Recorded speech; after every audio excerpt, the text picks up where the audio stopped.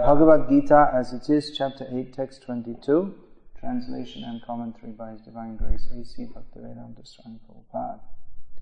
The Supreme Personality of Godhead, who is greater than all, is attainable by unalloyed devotion.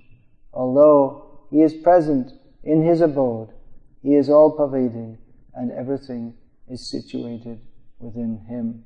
Purport. It is here clearly stated that the supreme destination from which there is no return is the abode of Krishna, the Supreme Person. The Brahma Samhita describes this supreme abode as Ananda Chinmaya Rasa, a place where everything is full of spiritual bliss.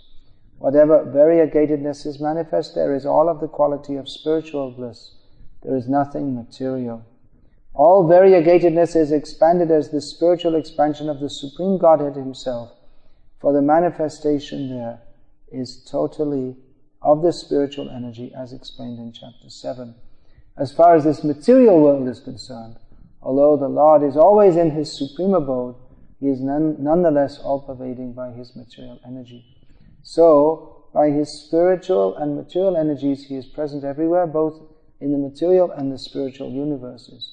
Yasyantasthani means that everything is sustained by Him, whether it be spiritual or material energy. It is clearly stated here that only by bhakti or devotional service can one enter into the Vaikuntha, spiritual planetary system. In all the Vaikunthas, there is only one Supreme Godhead, Krishna, who has expanded Himself into millions and millions of plenary expansions. These plenary expansions are four-armed, and they preside over the innumerable spiritual planets. They are known by a variety of names: Purushottam, Trivikrama, Keshava, Madhava, Aniruddha, Rishikesha, Sankarshana, Pradyumna, Sridhara, Vasudeva, Damodara, Janardana, Narayana, Vamana, Padmanabha, etc. These plenary expansions are likened unto the leaves of a tree, and the main tree is likened to Krishna.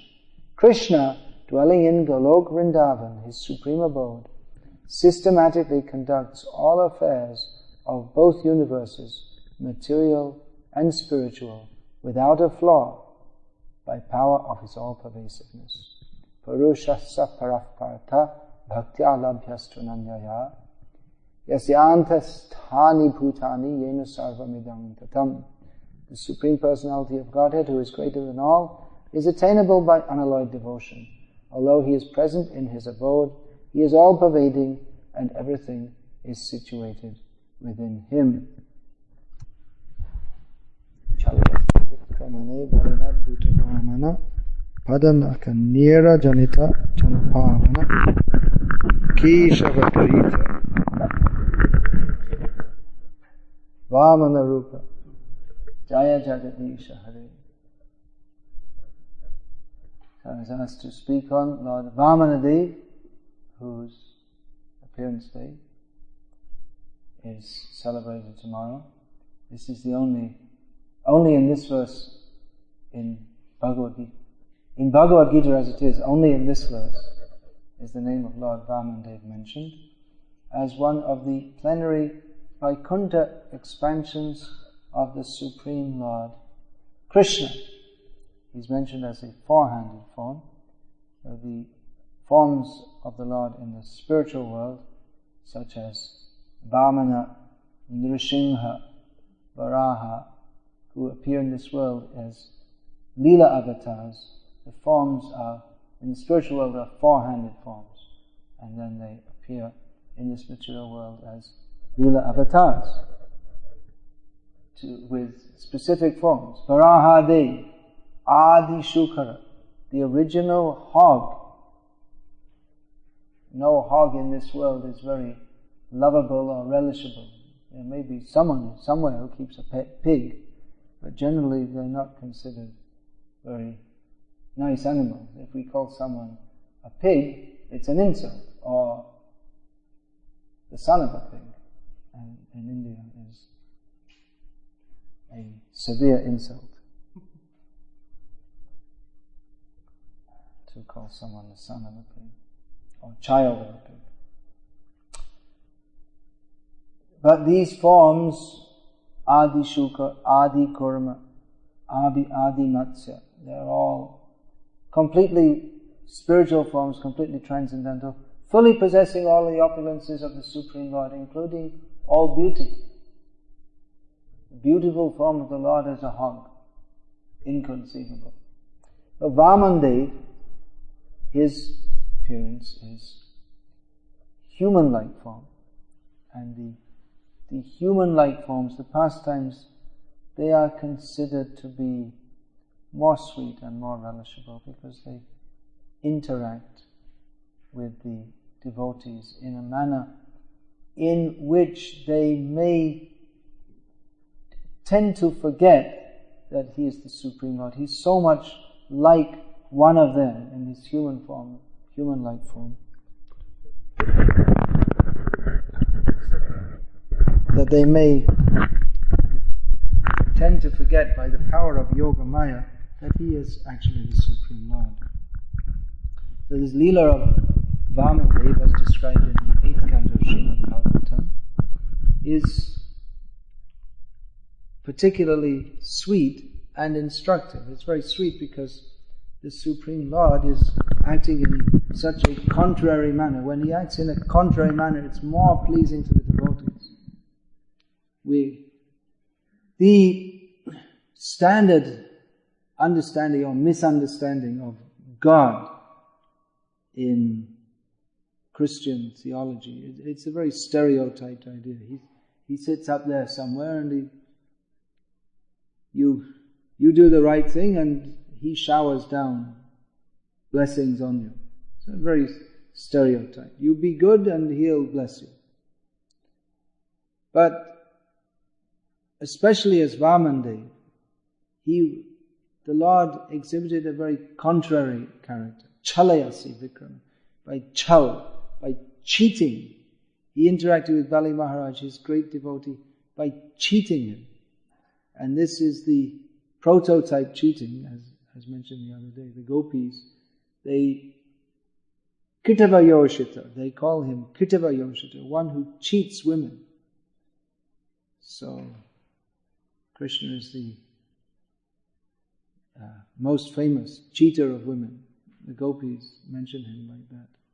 And they mention that how we know you're a great cheater. Purnamasi told us that even in your previous life you were practicing this, just so you could come here and cheat us all the better. Because as Vamandev, Bali Maharaj was a very good king, who was very straightforward, and he took all trouble to offer everything to you, and you simply cheated him of everything. So we know your character, Krishna. Even from previous lives, you have a very crooked character. So this crookedness of Krishna is actually that which makes him the most lovable. Lila Purushottam, Prem Purushottam.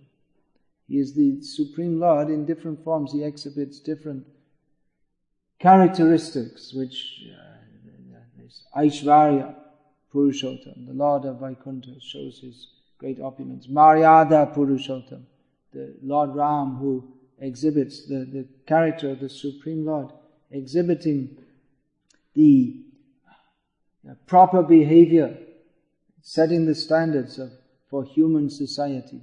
And Krishna is Leela Purushottam. There are so many Leela avatars, but Krishna Jotek Leela Sarvotam Nara Leela Naravapu Taha Sharup, of all his different pastime forms, that as the man-like forms, they are the best. And Naravapu, his form as like a man, or rather we should say, in the Bible it said, man is created in the image of God. So sometimes we say his man-like forms, but actually the forms of man is a reflection of Krishna's form, not the anthropomorphic idea that we have imagined God to be like a man because we are men. So Krishna's very original form is man-like, and of all the forms in which he performs his pastimes, by far the most relishable is that of Krishna. Therefore he is also known as Prem Purushottam, And that's also described how prem, or divine love, how can we define it in English? It's aheriva gatir premna, that it's the loving affairs, they are very crooked, like the movement of a snake. It goes like this, it doesn't go straight for you. You never know where he's going to go. It may bite also. So this crookedness was exhibited by Vamandev, but this crookedness, even though he was condemned by the worldly righteous persons for being so crooked in his behavior. Shukracharya and his followers, they were worldly righteous. They considered themselves righteous. Bali Maharaj had attained so much strength to overcome the higher planets by his following the Brahmanas. Shukracharya is the typical smarta Brahmana who's attached to worldly morality, worldly righteousness. So he condemned this Vishnu. What does that say? Sarvasvam Vishnave Dadva Murkam Tarishyate Katham. Something that's not exactly right. Anyway, Shukracharya asked the question to Bali Maharaj that if you give everything to Vishnu, then how will you live? How will you survive? This is exhibiting the typical smarta outlook that we worship God and He benedicts us and we get so many nice things and we can enjoy in this world. This is the typical semi-theistic or almost atheistic understanding of God, that God is someone who fulfills all our desires, which is quite opposite to the actual Vaishnav mood which Bali Maharaj has exhibited, that we should be prepared to give up all our desires simply to satisfy even the whim of the Supreme Lord. It would seem that Vamandev was very whimsical, that he's simply coming as a young boy, playing games. It's a very serious business. Bali Maharaj had taken over the whole universe. The demigods were crying. The Lord Vishnu is the maintainer of the demigods. The whole universal order had been upset. That one takes birth in a particular planet according to his particular karma. But now the demigods headed by Bali Maharaj, on the strength of Shukracharya, he certainly had strength from his Brahminical practices. So on the strength of following the Brahmanas, the whole universal order had been upset. And Lord Vishnu doesn't come in riding on a horse, or he doesn't come in wielding his Sudarshan Chakra, but he comes as a sweet little boy.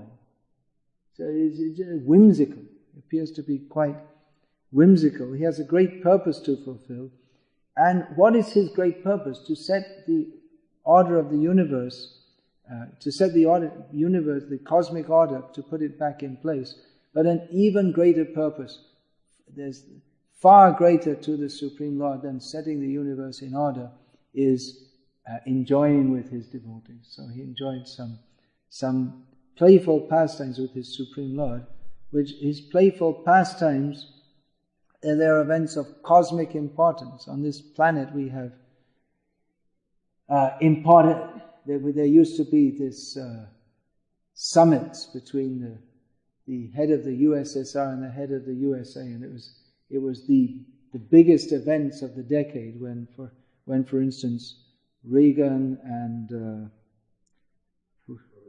Gorbachev, they got together, and then Reagan told him that you have the evil empire and all this kind of thing. So these were events of global importance, how the leaders got together. But this is only a little planet. And here we're talking about an event of universal importance, politically of universal importance, that will affect the lives of all the inhabitants of the universe for generations to come. But for Lord Vamandev, it's just, that is not very important to him, but he wants to see, who is my devotee here? Let us bring out the devotional qualities of Bali Maharaj, who was acting as a first-class demon. He is known as Daitya Raj Bali. He's the king of the demons, or the descendants of Diti. And he was performing his duty as a demon very nicely. He was the best demon in history, since Hiranyakashipu had taken over the whole universe, and then Hiranyaksha and Hiranyakashipu had thrown out, first of all, Hiranyaksha, and then in his endeavors to conquer the universe, he was himself conquered by Varahadev. And Hiranyakashipu, also, he took over the whole universe. They had a great family heritage, a great family tradition of upsetting the whole universe and taking over the universe, of which they're all very proud. Then Prahlad, as the king of the Daityas, was doing the same thing. But somewhere in the course of history, it's not recounted exactly, but Virochana, the son of Prahlad, he didn't have control of the universe, because Indra was I don't know the whole history, or even if it's recounted in the Puranas, how somewhere between Prahlad and Virochana, again Indra became installed in his position, because we find in the Upanishads that Indra and Virochana, they both simultaneously approached Lord Brahma to understand what is Atma Gyan. So it appears that Indra had got back to his position sometime, and so Prahlad Maharaj was, of course, a great devotee, and Virochana was a great demon. He took on the characteristics of his mother. That's what generally happens, that the son takes on the characteristics of the mother. So, Hare Krishna. Virochana was a great demon, but Bali, he was superficially a demon, but actually he was more inclined to his grandfather Prahlad, who secretly, clandestinely, instructed him in Bhagavad Dharma. Kaumara acharat pragyod dharman bhagavataniha durlabham manusham janma tadapya dhruvam artadam. Prahlad Maharaj himself lived by the principle that from the very earliest age, people should be instructed in Bhagavad Dharma, because human life is very rare, and although temporary, it is very valuable, because it affords the opportunity to pursue Bhagavad Dharma. So it appears that Prahlad Maharaj, like many great devotees prior to him and after him also, despite being himself one of the greatest pure devotees ever, by some arrangement of the Lord, his sons were not devotees. But he was able to instruct Bali Maharaj, and apparently clandestinely, because Bali Maharaj assumed the throne of his father and became the king of the demons. And he acted like a demon. He fulfilled the desires of the demons to attack the kingdom of Indra, and was actually successful, although that was partially due to the power which he attained from worshipping Shukracharya, by following his instructions. The guru, even though he's a materialistic guru, but nonetheless, because Shukracharya was a follower of the Vedas, and there's great power in the Vedic mantras and in the Vedic way of life. One who follows that gets great power, just like, for instance, Prabhupada mentions that for women, that they get great supernatural power simply by serving their husband, even if their husband is Ravana. Now he mentions Mandodari as an example. There are many examples how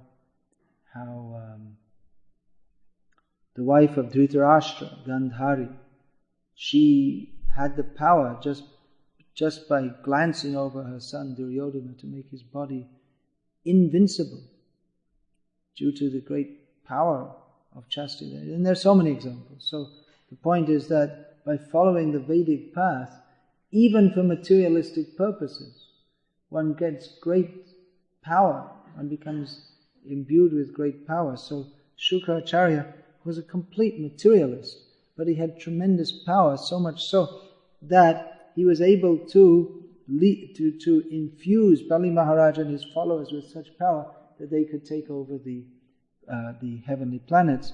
And that was also possible, that wouldn't normally have been possible, because the devas, the demigods, were following Brihaspati.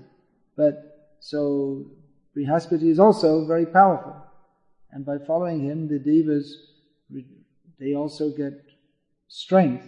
But due to Indra's insulting of Brihaspati, then he had withdrawn his blessings on them. And therefore they were on that side weakened. On the other side, Bali Maharaj, understanding the Vedic principles of following his guru, became so powerful with material power, that he was able to lead his armies to defeat the devas. So Vamandev came to have some fun with him, because he had to. Now came the time, one of those times when the devas were approaching the Supreme Lord, that now the universal order is upset and we have no other recourse but to come to you for shelter. So the Supreme Lord, he incarnates Indradi Vyakalam Lokam Vijayanti Yuge Yuge. Whenever Indra and the devas are upset, then the Supreme Lord, he comes. And he comes in various unexpected ways. The demigods had prayed for the earth planet was fallen. So the Lord came, he could have come in any number of ways, but he came as the transcendental hog to lift up the earth planet and to destroy Hiranyaksha. This Nrsimhadev, Adrishta Purvam, never seen before, never imagined before. Hiranyakashipu was so intelligent that he stated all the different kinds of forms that he could not be killed by, neither by men, by demons, nor by demigods, nor by animals. Considering, or Ravana, he didn't bother to state that he couldn't be killed by men, but Hiranyakashipu, he took that benediction, he couldn't be killed by men. So the Lord appeared in a form that he could not have imagined. Half man, half lion, and killed him in that form. So they prayed for him to come, but when the Lord comes for this method, Indrari Vyakalam Lokam Hridayanti Yuge Yuge, he comes and he has some fun also. He could come just as Lord Vishnu forehand. Sometimes he comes like that also. When he came to relieve Gajendra, he came like that. But usually he comes, he has some fun also. Lila means his enjoyable pastime. So he comes. Who could have imagined that he would come like this? He came as Vamandev. He appeared in the heavenly planets. Actually, this Leela of Bali Maharaj having everything taken away, that took place in the heavenly planets. It's stated on the bank of the Narmada River, but that's also in India, in this planet. But that was the Narmada River in the spiritual world. You know Bharuch in Gujarat? Every time you go from Bombay, you cross over the Narmada River on the bridge when you go by train or road. So the original name is Brigu Kutch, or the place where that is described. That's where it's supposed to be the place where, or it's a reflection of the place where Vamanadev appeared, where Bali Maharaj he performed his sacrifice in which Vamanadev appeared. So Vamandev came, and Bali Maharaj was very happy. They saw that the sun is in the sky, but from a distance they saw there appears to be another sun, more bright than the sun. And they thought maybe Surya Dev is coming. And they eventually saw a little Brahmin boy, dwarf, who was brighter than the sun, more brilliant than the sun. So Bali Maharaj was very happy because he knew the principle that by satisfying the Brahmanas, the sacrifice becomes successful. And the more one can satisfy the Brahmanas, the more one's endeavors become successful. So he could see there's a very powerful Brahmana has come, and so he offered. It was a great opportunity for him to offer to this Brahmin what this Brahmana wanted, whatever he wanted, and in this way to get his blessings. And in this way his endeavors could be successful. This yajna was crucial because he was performing these yajnas in order to bolster his position. And if these yajnas were successful, then Bali would be immovable. He had taken over the heavenly planets, but just to become stable in his position, he was performing these sacrifices. So he was very happy that obviously a very powerful, highly effulgent Brahmana had arrived, and he therefore offered to him that you please take what you want. I'm in charge of the universe here, and I can offer you whatever you want. So we all know the story. Vamandev said, yes, I will take 3 steps of land measured by my own footprints. And his own footprints, he's just a little dwarf. So what his 3 steps of land will be? What will his 3 steps of land be? So then Bali Maharaj preached him a little bit. He said, you don't know what's in your best interest. You should take anyone who comes to me, they should come and take what they need, and to such an extent that they should never have to come back.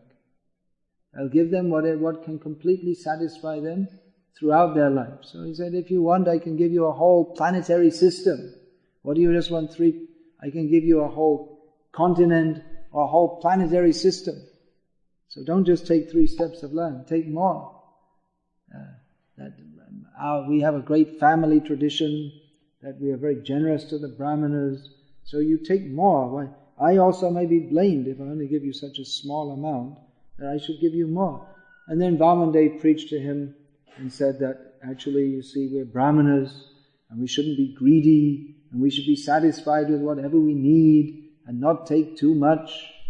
And having said that, he expanded himself and took the whole universe in 2 steps, covered the whole universe. So in this way he cheated Bali Maharaj by pretending that he only wanted to take a little land, and then he took the whole universe. And he 3 steps of land, but in 2 steps he covered the whole universe. So in this way he gave great pleasure to Bali Maharaj, showing that he is the same Vishnu who Bali Maharaj had secretly been worshipping throughout his life, and who had now come to show himself personally to him. Shukracharya could understand that this is Vishnu, and he warned Bali Maharaj, don't do this. And when Bali Maharaj was still insistent, then Shukracharya, he became very upset, and Bali Maharaj knew that all his opulence and his whole position rested on his submission to Shukracharya. But in this case, he thought that I have to follow Lord Vishnu even if my guru isn't. And although nowadays in the modern world in which we don't have any real culture, it's one can pick and choose gurus and throw one out the next day and keep them as a pet dog, as Prabhupada used to say, accepting a guru like a dog. Just like anyway, I won't tell that story. But in the Vedic culture, the guru is to be so much respected. there is grounds for rejection. But that, what is that? Guru api, that verse Prabhupada quotes in the section on Vamandev and Bali Maharaj. Guru api, even though he is a guru, who is so much to be respected. Guru api avaliptasya karya karya majanata utpanna pratipannasya parityago vidhiyate. That Bhishma spoke this to Parashuram. When Parashuram, his guru, told him that you must marry, Ambika, Amba. But Bhishma refused, saying that I've taken this vow, I can't break my vow. So Parashuram said, well, I'm your guru, you should do what he said. He said, Guru api, you may be my guru, even though you are my guru. But if a guru is not properly situated, if he doesn't know how to instruct properly, if he's fallen down, previously properly situated, now fallen down, parityago vidhiyate, one must fully reject. And then Bhishma fought with Parashuram and defeated him. So, but that's unusual. Normally the understanding is that one must, that's the standard, to fully surrender. So, and by doing so, Bali Maharaj had become so much powerful, but he knew that now I'll lose the blessings of Shukracharya and all my material opulence will be finished. As Shukracharya cursed him, that you will lose all your opulence. You could see it coming anyway. But Bali Maharaj knowingly, Tathastu, so be it. He gave his word that, yes, now I am surrendered. So this Bali Maharaj is the symbol of Atma-nivedana, of full self-surrender. And it is a great instruction for those who are aspiring to surrender to Krishna. Every devotee who is not fully surrendered to Krishna, must aspire to do so. What is surrender? Just see. The example is Bali Maharaj, that he possessed the whole universe. Yet at a moment he didn't have time to think about it and get into a big philosophical discussion and think about it for a few days or a few weeks. Should I do it or shouldn't I do it?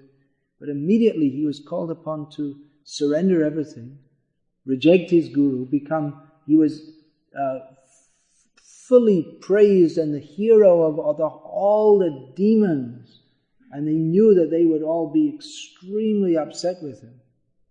That his popularity would turn to infamy in their eyes, and he knew that even the demigods wouldn't appreciate it. They'd just think that he's just a fool. Now he's been defeated. So there was nothing in it for him materially. He had to give up all his material attachments just on the spot without any warning. His attachments to his property, his position, his fame, his prestige, his family members also. The family love you as long as you have money. Yasyaham anugrahnami harishe taddanam shanai.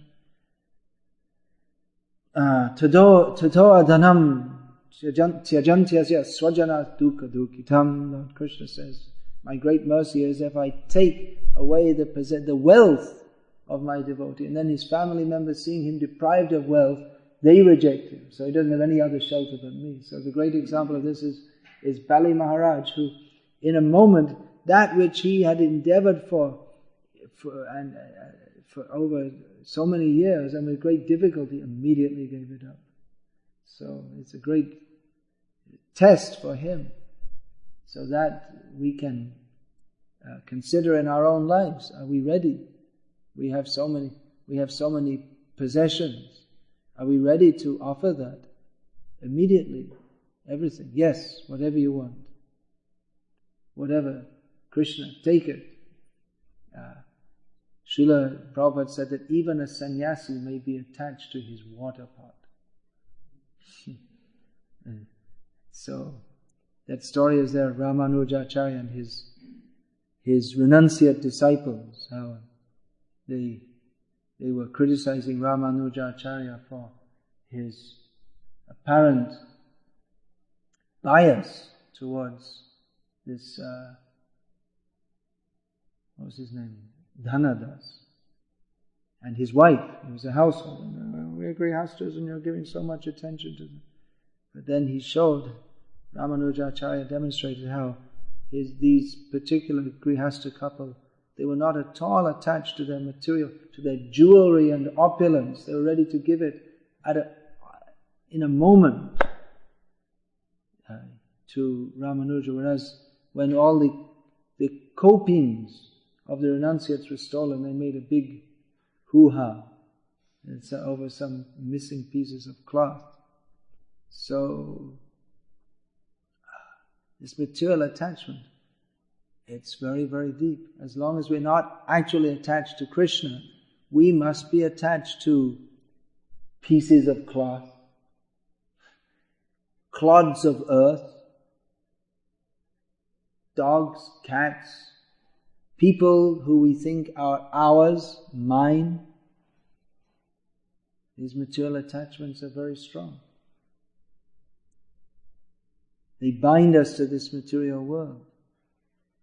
So what is our attachment? As long as we are not attached to Krishna, then we must be attached to everything in this material world.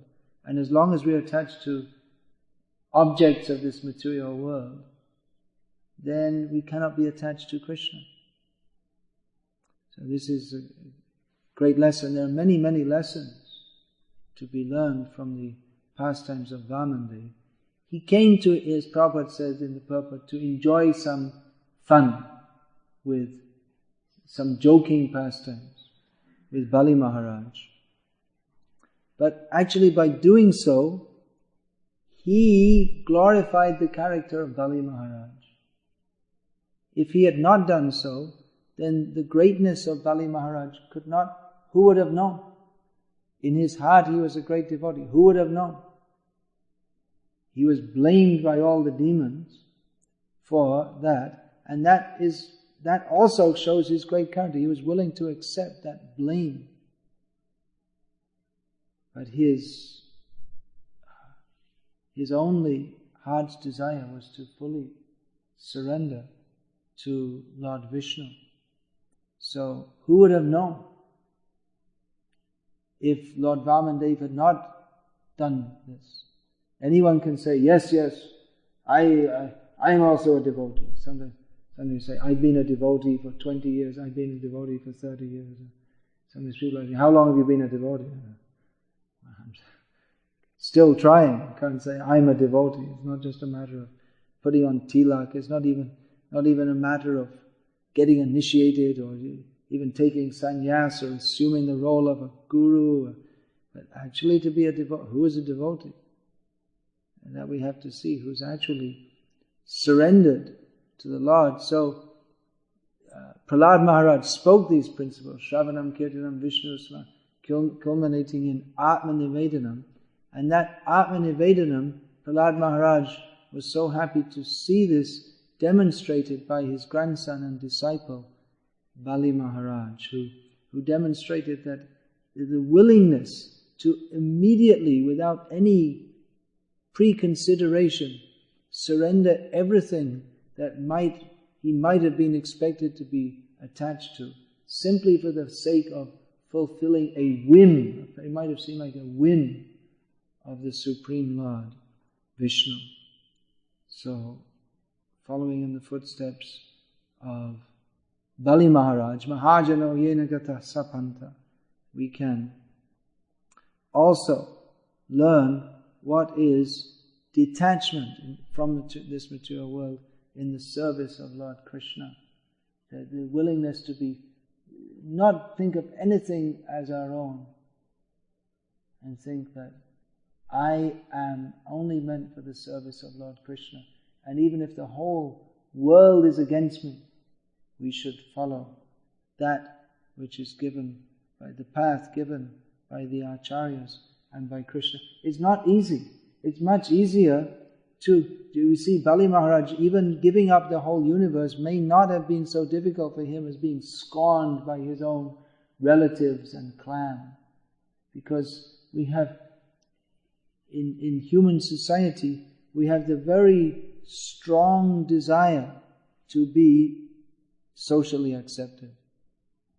And if we're not accepted by others, then we become disturbed. There are so many social, psychological disturbances.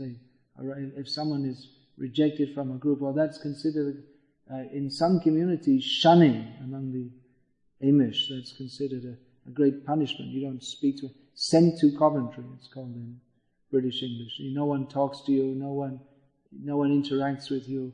Not to be accepted by the group is a great punishment. And we see that mostly people act in such a way that others will accept them.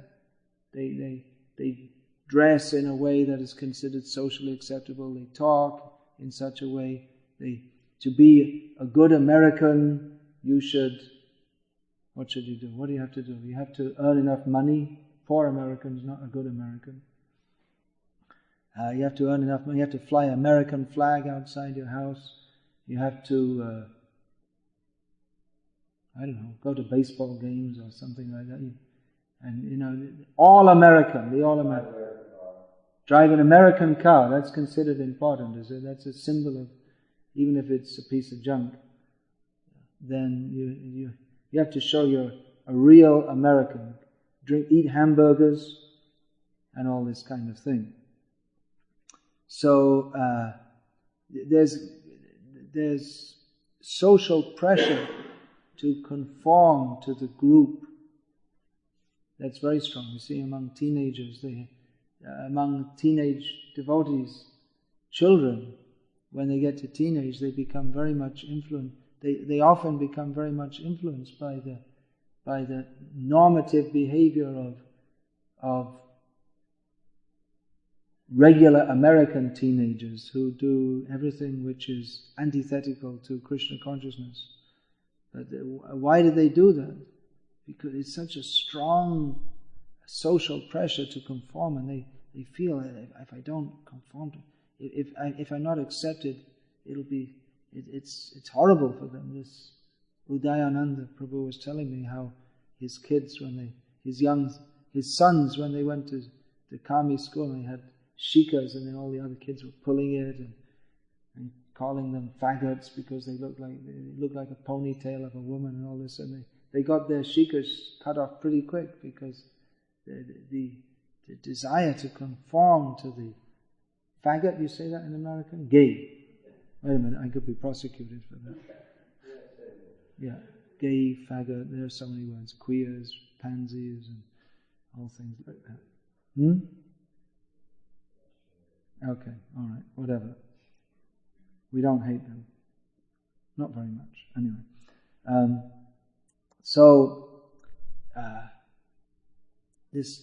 That one should be accepted by the group, but Bali Maharaj was rejected by his entire group. He was, from being the hero, this classic case of hero to zero. Bali Maharaj, less than zero, rejected, but he was accepted by Krishna, and that's what he wanted. He wanted to enter the family of Krishna, even at the expense of giving up all his family members, social group. We find very often that people who want to take devotional service, they find it very difficult to do so due to pressure from their family members. And it's very difficult to overcome. And in many cases, people who become interested in Krishna consciousness, they go back again due to pressure from their families. So many times we've seen. If a young man in India starts to become interested in Krishna consciousness, then his family immediately arranges marriage. And they make sure it's definitely not to a devotee, because they think we have to save him from spoiling his life by taking to Krishna consciousness. So marrying him to a nice girl who will take him to the movies and do all other things that good Indians do.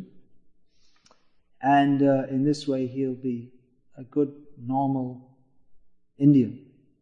And we don't mind if he's religious, a little bit, but not too much. It's good if you're religious, but not too much.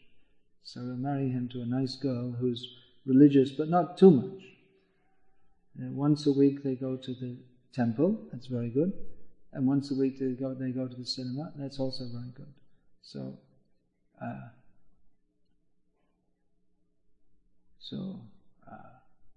Sarvasvam Vishnave Dada Murkam Bhatishyate Katham. Shukracharya, his outlook, that if you give everything to Vishnu, how will you maintain yourself? The materialistic concept of religion. Shukracharya, he epitomizes the materialistic concept of religion. Follow the Vedic culture, do everything very nicely, but don't surrender to Lord Vishnu, which is the actual purpose of Vedic culture. So Bali Maharaj, he showed how that he was prepared to do that which is practically the most despicable thing in Vedic culture, to reject even his guru, what to speak of family members and others, for the sake of the actual purpose of Vedic culture, which is to surrender to Lord Vamanadev, who had performed some funny pastimes, playful pastimes with him. To Bali Maharaj it may not have seemed very playful at the time. It was a very intense experience for him, to be tied up and scorned and rejected. But ultimately Vamanadev, after putting him in such a difficult situation in which he didn't curse the Supreme Lord or say that, well, now I'm going to become an atheist or I reject Vishnu, he accepted all the punishment.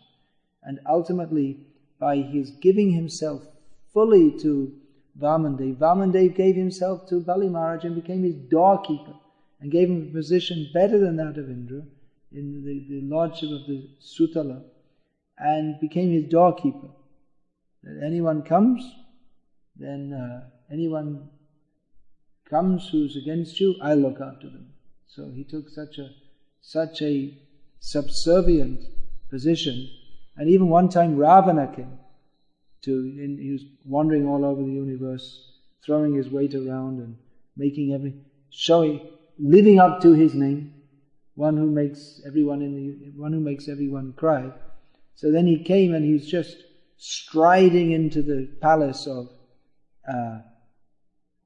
Bali Maharaj in Sutala. When he saw just this, Ravana is a huge Rakshasa, and he just sees this little Vaman, this tiny little Vaman. He's saying, "Hey, wait a minute, what are you doing? Where are you going?" And Ravana doesn't even bother stopping to talk to him. He's so insolent. So Vamanadev, with his tiny little lotus feet, very kindly blessed Ravana by giving him a good kick in the backside, which sent him to the other side of the universe, and he didn't come back. So Vamanadev, because Bali Maharaj gave himself to Vamanadev, Vamanadev gave himself to Bali Maharaj, and this is the ideal for all devotees to follow, that we should give ourselves to Krishna. And Krishna, with the faith that Krishna is so kind, that Krishna will surely look after us in all respects. Manasa deho geho jo kitchuma apilun tuapade nandakisha. Hare Krishna. Anyone like to add their comments? Please. Ramana, being in the position of his doorkeeper, did he have to give the Maya covering that Bali would allow the words of demons? Was Vamanadev did he cover Bali Maharaj with Yoga Maya so he could take that position? Well, in dealing with the Lord's pastime forms, the Yoga Maya is always present. Otherwise, how could have Kaushalya thought of Lord Ram as my son? So that's why this the Naravapu, or the human-like form, is considered the best, because neither is the devotees in dealing with these forms in particular, they the devotees are neither covered by the Mahamaya of thinking that I am the enjoyer, nor are they prominently aware of the Supreme Lord being the Supreme Lord. They relate to Him as my son, or my friend, or my husband, or my lover. So yes, his Yogamaya potency presumably was at work. Now it may be that the devotees are simultaneously aware that He is the Supreme Lord, and also think of Him as their son or their friend. That's also possible at the same time, like Devaki, or even the Vrajvasis. They all knew that Krishna is the Supreme Lord, but their knowing that was subordinated. They forgot it most of the time because it was subordinated to their great, intense love for Him as lover, son, or rather, they were the parents or friends. So, you quoted the Sanskrit when Bhishma spoke to Parashuram. Isn't it that you can reject your guru if he tells you not to worship Vishnu or to get married? And those are two instances recorded in Shastra of where gurus have been rejected. If he tells you to reject Vishnu, we have the example of Bali Maharaj, and the order to marry given by Brahma to the Kumaras was rejected. So there we have two instances. But the more general condition is given by Bhishma Dev. There's three conditions. Guru api avaliptasya, that means not properly situated. Karya majanataha, he doesn't know what is to be done and what is not to be done, therefore he's not fit to teach.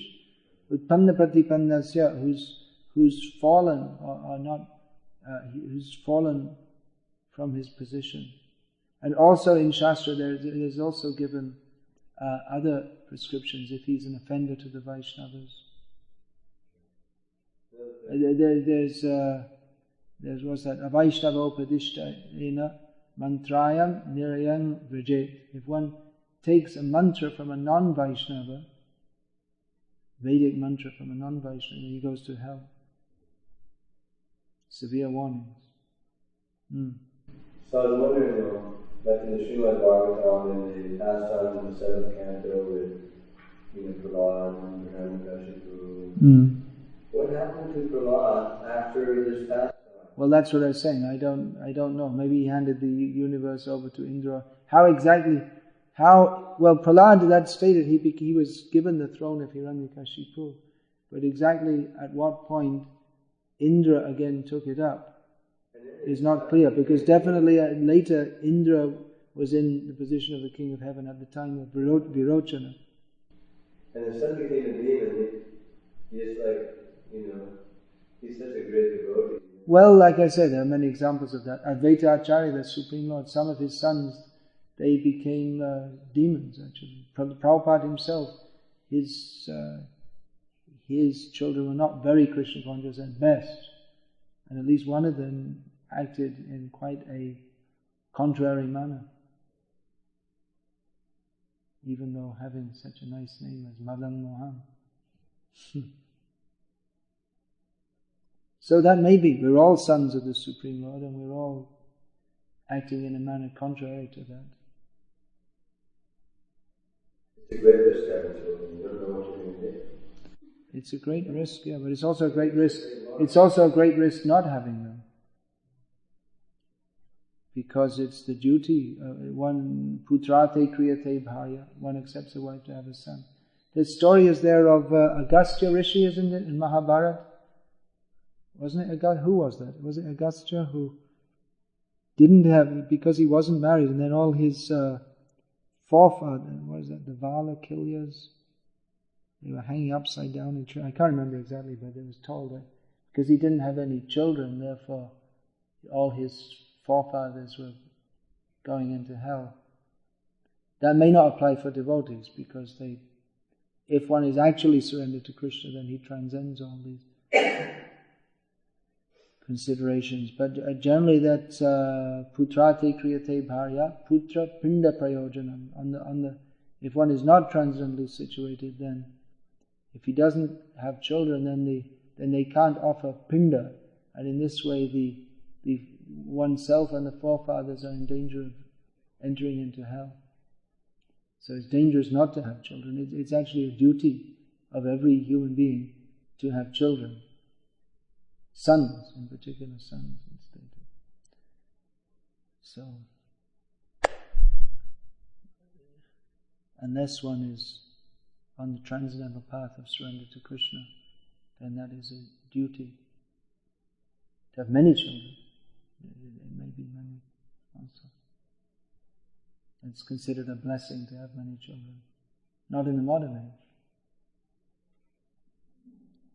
It's considered a curse because it's so expensive. Everything works in terms of money. Taking different definitions of demons. There's a demonic mentality, and then there's a daitya race, the race of the demons. Then there's descriptions of demons with orange hair and pointed ears. So different definitions or perspective of demons. Yeah, that's the general definition of demon is Vishnu Bhakta Bhavat Smrito Daiva Asuras Tadviparyaya. The devotee of Vishnu is known as a deva, and the opposite is a demon. Vishnu Asura. Although Asura, the word literally means those who didn't accept wine, or that came out of the churning of the ocean of milk. The demigods accepted that, and the demons didn't. Wine in this case means somaras, so they didn't accept that. And then again we have Daitya, the descendants of Diti, Danava, they're the cousins of the Daityas, who are the descendants of Danu.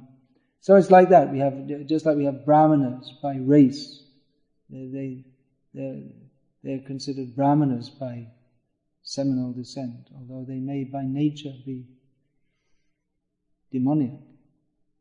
But then we have by mentality. Someone may be born in a demoniac family yet have a Brahminical disposition. So we can say there's conventionally, one may be called, actually Bhaktivinoda Thakur stated this, that there's Vyavaharik Brahmana, or those who just by convention they're accepted as Brahmanas, and Paramarthik Brahmana, those who by the spiritual disposition they're actually Brahmanas. So the same may be said about demons also. You want to say something here, please? We're talking about conforming, and in some ways it seems like Vedic culture is about conforming. Yeah, all culture is about conforming. Otherwise, it's not a culture, is it? Culture means the group, norms, activities, values, standards of behavior, etc., etc. So culture is all about conformity. Yet sometimes, like, somebody in their mind is thinking that this is pleasing to Krishna, or this is pleasing to my spiritual master. And in some ways they may not conform. I mean, in some ways Srila Prabhupada didn't conform. Well, that's the example of Bali Maharaj, isn't it? He was following the Vedic culture, but when he saw that because Shukracharya, he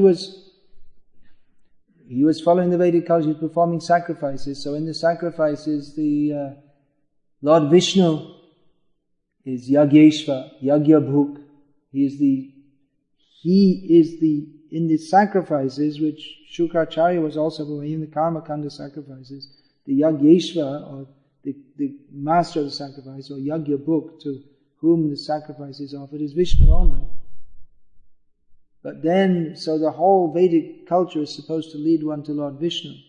But then when Lord Vishnu actually came, he showed that he was a hypocrite.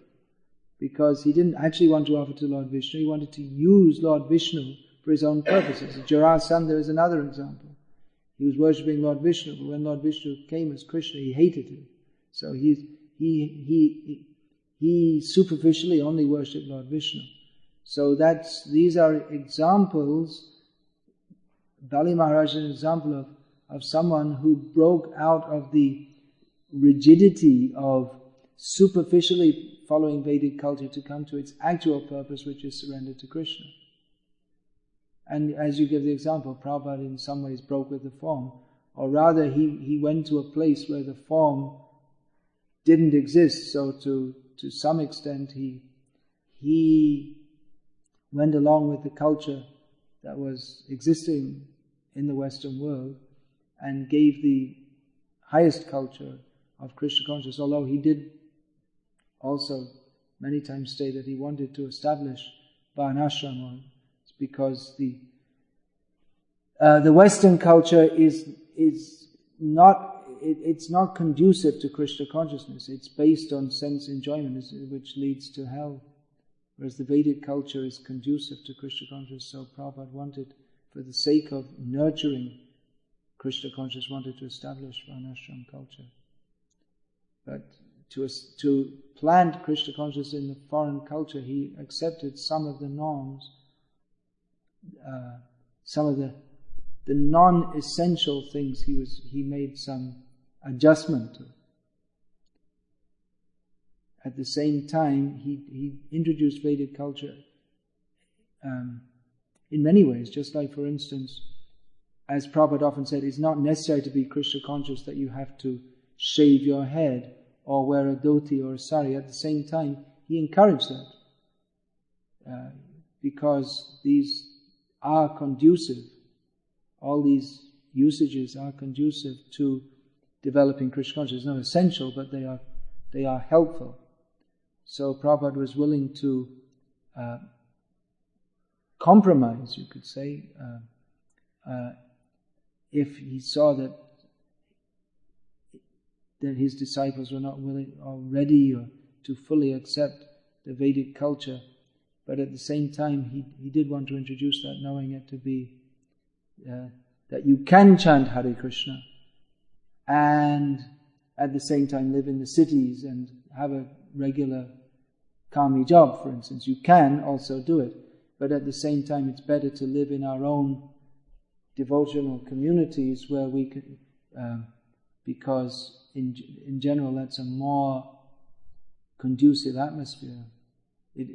Our own communities, they foster satsanga, supposed to, whereas in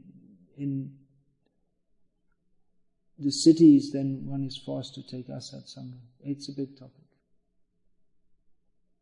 It's a big topic which is often, there are often misunderstandings about that, because it seems that at the present time devotees are trying to promote that everything that Srila Prabhupada did was exactly as he wanted it to be forever, although Prabhupada himself said that 50% of his work wasn't done in introducing Varnashram. So that Prabhupada made some compromises for the Western world doesn't mean that, as has been posited, that Prabhupada threw out Varnashram and instituted his own social system, or that Prabhupada, because he made some adjustments to the Shastric norm, that means that we don't have to follow Shastra, or it's not important. It wouldn't be important if we were fully surrendered to Krishna. It wouldn't be important to follow, for instance, a certain social system.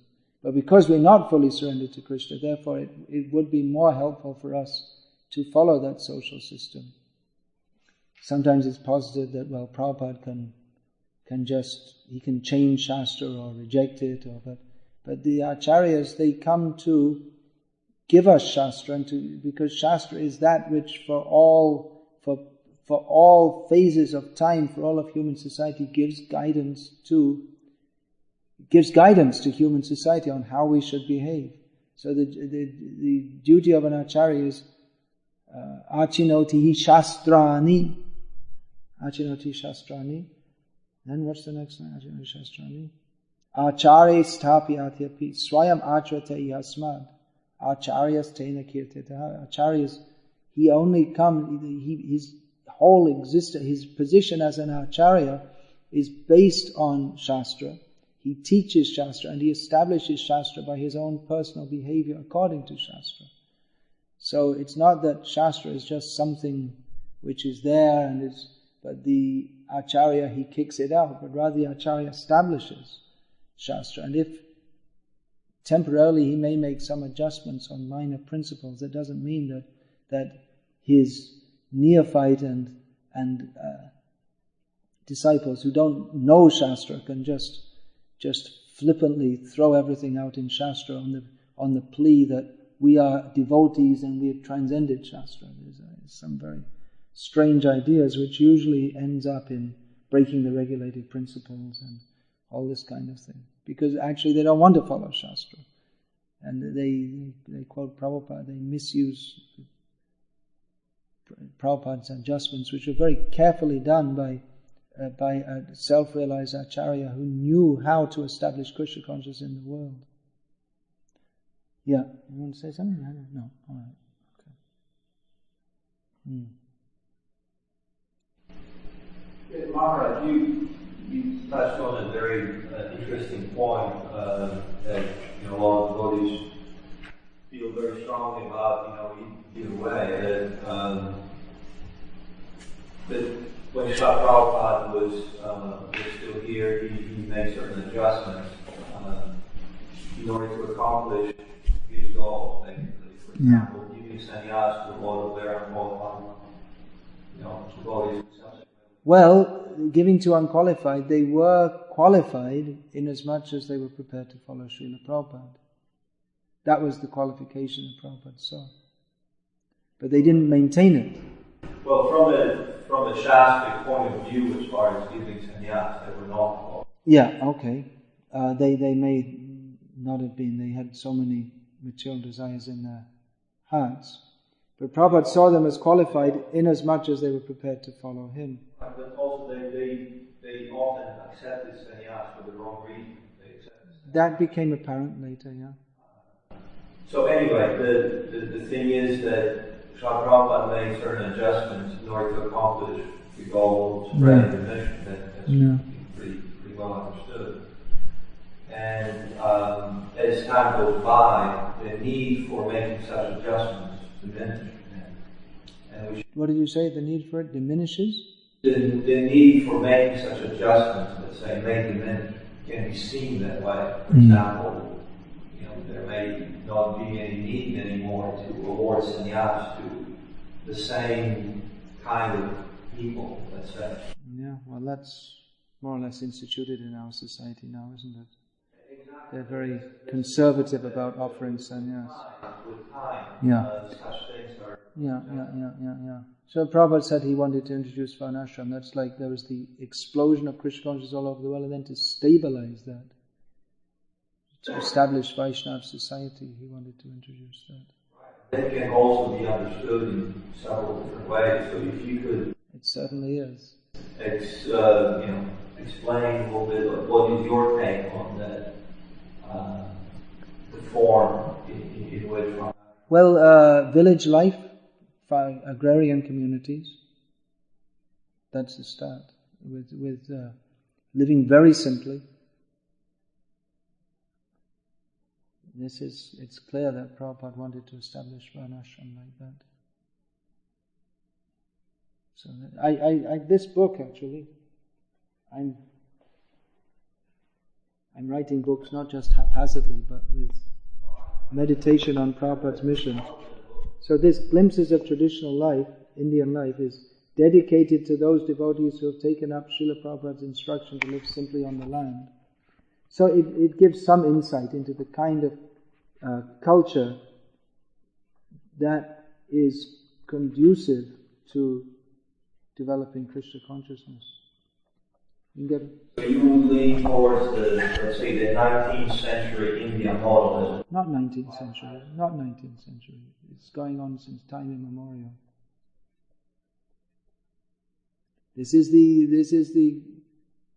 Vaikuntha, this is the reflection of the Vaikuntha culture in the material world.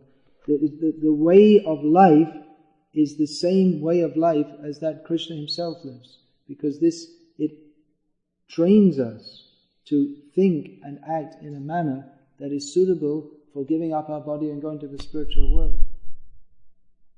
If we think and act like a materialist, then we won't go to the spiritual world. So this culture trains us, the culture of that Ishavasya, putting Ishavasya Idam Sarvam, the putting the Isha, the Supreme Lord, in the center of all activities, full dependence on Him, respect for elders, knowing how to behave. There are so many different things. That how we keeping clean, we don't put the Bhagavad Gita on the floor, and so many different things like this. So many points. I have to write a very big book giving all the details of this culture. It's already written, but I have to finish it. Still, the type of village life you're describing in India is actually very far from the Vedic ideals of our well, it is nowadays, yeah. But until recently, there were still many things to follow and see. And even though it is still a long way from what we might call the ideal, there's still a lot more there than there is in the West, where there's nothing of this to be seen. There are plenty of it. The Shastra also, the Puranas, Mahabharata, Ramayana, these are actually the basis of Vedic culture, that people would hear these Shastras and learn how to behave. Just like I was giving that example that Prabhupada states in the 9th canto purport, that every man should follow the example of the Mahajans like Bali Maharaj, and he gives a few other names. He says every woman should follow the example of Sita, Mandodari, and so we can, in Vedic culture, these narrations are regularly read and heard, and they're fully absorbed, and people base their lives on these role models. Previously, one Englishman in 19th century India said that in all of North India, in what's now called the Hindi-speaking belt, he said that practically everyone knows the Tulsi Ramayana by heart. Most people didn't read, but they heard again and again, and they knew it all by heart. And this would be in their normal conversation, they would discuss all these different things. And then if some decision is to be made, they would say, well, remember, Bhishma said like this, or then Sita did like this. And on the basis of this, they would conduct their lives. Very highly God-conscious culture. There were no rock stars or cinema stars to base your opinions or your life on. And the whole way of thinking actually quite different. Just like in this book, Men Are From Mars, Women From Venus, it starts off with the assumption that men by nature are result-oriented, but most men in Vedic culture are not. I mean, I've seen myself in India, just like, for example, one devotee from America was constructing a house in a rural area of South India. And the work was going on slowly, and he was American, he wanted to go quickly. So he suggested to his contractor, who was a go-between who spoke English as well as the local language, well, let's pay them more to work harder, to work more. And the contractor said, don't do that. If you do that, they'll work less. And he couldn't understand it at all. Why should they work less? You pay them more, they work more. So overstepping the contractor's advice, he paid them, the next day he paid them double for their day's work. He paid them at the end of the day. And the next day they didn't come to work. He said to the contractor, why didn't they come? I paid them double. He said, well, he paid them for 2 days, so they don't need to work for one day. They have enough money for the next day. Different way of thinking. Instead of thinking that we need more and more money and we we can work harder and get more money. They think, I don't need to work now, sir. So why work? So it's a different culture, different whole way of thinking.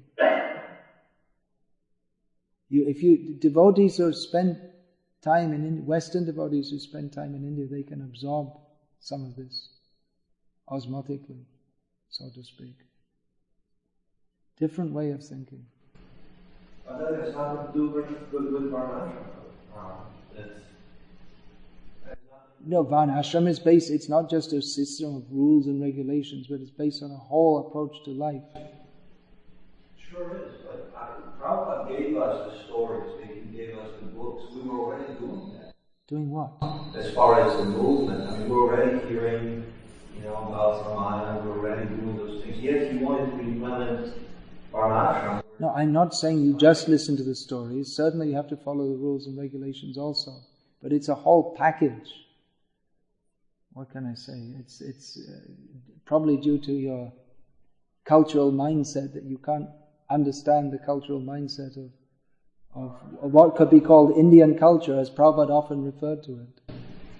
Again, Indian culture in the 19th century has very little to do with the original meditation. Well, Prabhupada, he spoke often of Indian culture. He gave many, many examples in his books, in his conversations. Prabhupada didn't reject it wholesale as you are doing. I'm not rejecting. All I'm saying is that Prabhupada gave enough examples of it from his own experience to suggest that it was the kind of varnashram that he wanted us to adopt. Just for example, Prabhupada gave the example of one man in Calcutta who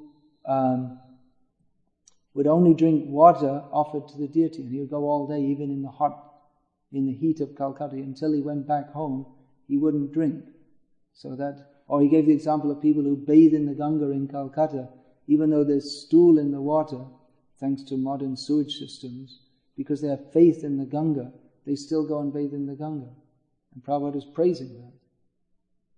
So these are examples of people who have faith in the words of Shastra and follow that in their practical life. This is culture. You were going to ask something? I just wanted to make a comment to what you were saying about simple living and higher thinking. I was raised always in the rural community. You were raised here? Hardly. About 5 years here and then in France. Which is also in the country. Yeah. And I can say that I never really knew what simple living and higher thinking was until I was in India. And I traveled to India for quite some time throughout. And then I was in Ahmedabad. In where? Ahmedabad. Ahmedabad is different pronunciations. Yeah. And I went out into the country. I went to visit one of the Srinathji members. And when I was there, I was kind of standing outside the temple and watching some of the children coming out of the Gurukul.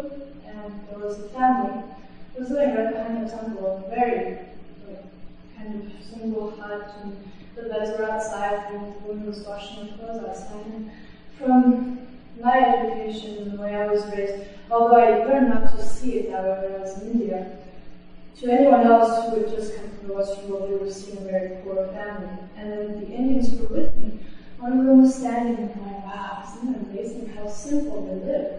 And I was amazed that they used that word instead of how poor they live, because simple living is considered a very good thing.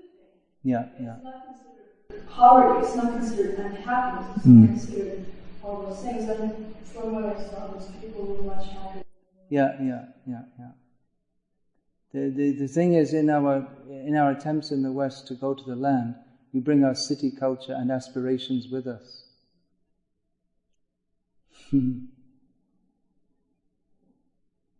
It is a whole way of life, and Prabhupada did want his Western devotees to come and spend time in India so they could see and live the culture. And going to India doesn't just mean going to the restaurant in ISKCON Vrindavan and going to Loi Bazaar. It's like they get out in the villages and live with people and speak with them, see how they live. It takes a little time to imbibe a culture. like that, Maharaj? I've been doing so for many years. You've been living a life of a villager? I lived in Bangladesh. I was You in worked the fields? I didn't work the fields per se, but I was living among the people there. It's not that everyone in the village works the fields, by the way. There are many people doing other things also. Most people have some, well, those who are lucky have some land. Others have shops. They sit in their shop all day.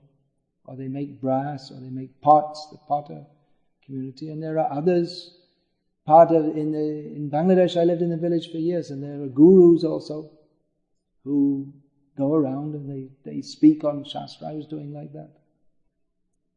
So I was living like that for most of at that time in Bangladesh, most of the places there was no electricity, and even if they had an electric line, the current would come on for maybe 4 hours a day, usually in the daytime, and the only thing they had was electric lights, and the voltage was so low that in one of our temples, we established a temple in the country, and it's supposed to be 220 volts, but they've already brought light bulbs from America because the current never went up high enough. So with the 110 volt light, they actually got some light out of the electric light. So yeah, I have lived like that. I have lived like that for many years. Can you see Western devotees living like that? It seems that Prabhupada, he wanted to institute that, yeah. Why do you think he said 50% of his mission is not finished if it was that simple? Well, rather he said 50% of my mission isn't done because it's not simple. If you consider what Prabhupada did, and then what he wanted to say, it's a very big thing if you say 50%. Very, very big thing. But if we understand that this is conducive to our spiritual advancement, and if we actually... Prabhupada said we cannot live simply unless we're Krishna conscious. Unless we have bhakti, was the term he used. So, as long as we're endeavoring to live very comfortably in this material world, we have to make the endeavor to do so, which means a lot of work. Prabhupada actually said the main reason we want to establish farm communities is to save time for hearing and chanting. And they want to say, how save time? Because farming is so much work. But if there are many people, then it's not so much work. And you do have time. People are, they have time. So that time should be utilized for hearing and chanting about Krishna. Most devotees living in the cities, they don't have time for sadhana. Anyway, I don't know what your problem is, but what's your objection actually? You seem to be objecting to something, but I'm not sure what it is. We try to show the world in our farms how to live simply. No, we don't. We haven't done that. We haven't actually done that. We have farms, but we haven't lived. We're living the city life on the farms, and so it doesn't work.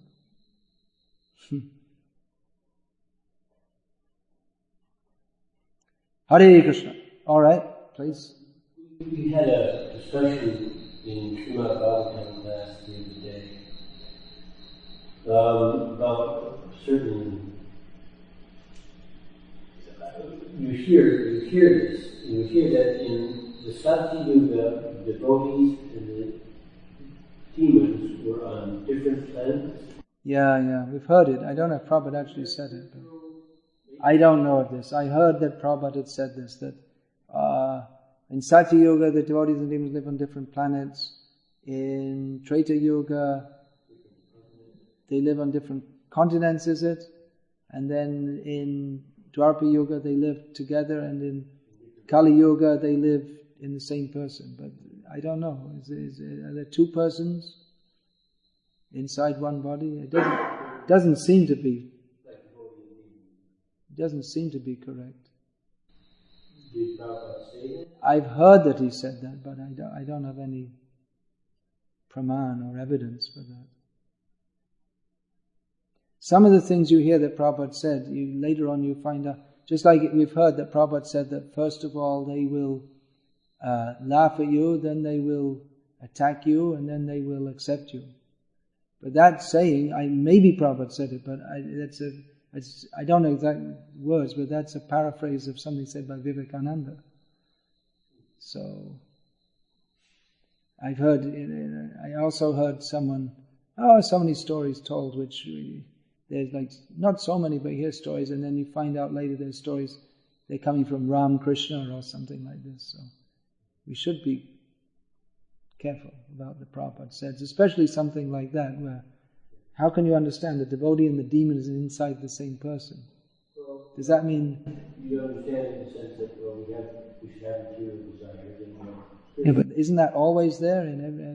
Every devotee has material desires in every yoga. I don't know.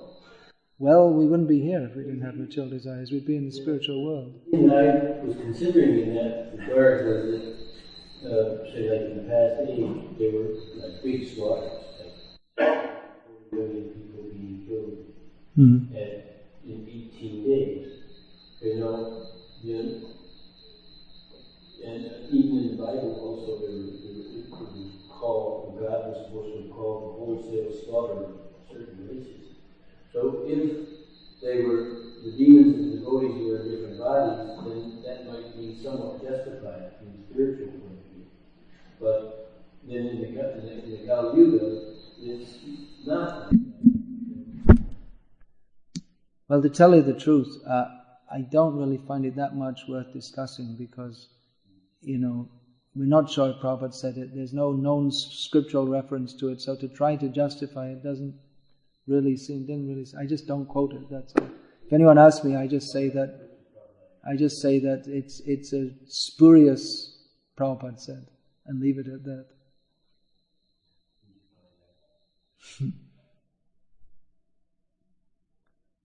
And let's leave it at that. And chant Hare Krishna and be happy.